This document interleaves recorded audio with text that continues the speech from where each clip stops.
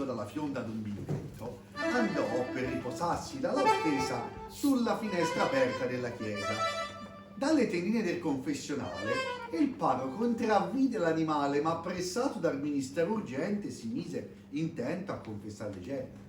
Mentre in ginocchio alcuni, altri a sedere, dicevano fedeli le preghiere, una donna, notato l'uccelletto, lo prese al cardo e se lo messe al petto.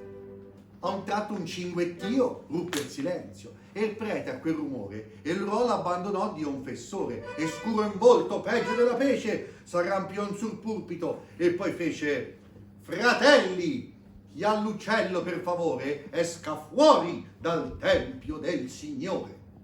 I maschi, un po' stupiti a tal parole, lenti s'accinsero ad alzar le sole.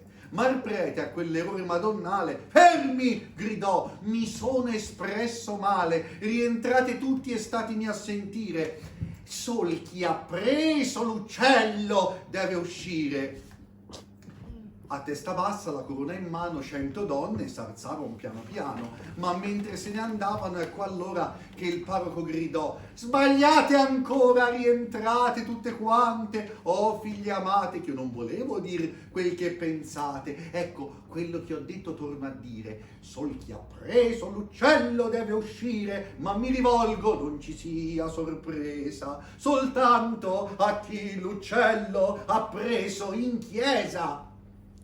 Finì la frase, nello stesso istante le monache s'alzarono tutte quante e con il volto pieno di rossore lasciavano la casa del Signore. Oh Santa Vergine, esclamò il buon prete, fatemi questa grazia se potete, io senza far rumore dico piano.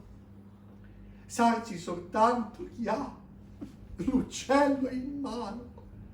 Una ragazza che col fidanzato s'era messa in un angolo appartato, sommessa, mormorò col viso smorto: che ti dicevo, hai visto? O non se n'è accorto? Allora il prete scosse il tonacone: me lo volete dire, sorelle buone, chi tra di voi m'ha preso l'animale prima che io entrassi nel confessionale? E la perpetua con la mano ritta: oh, non mi aveva detto di sta zitta!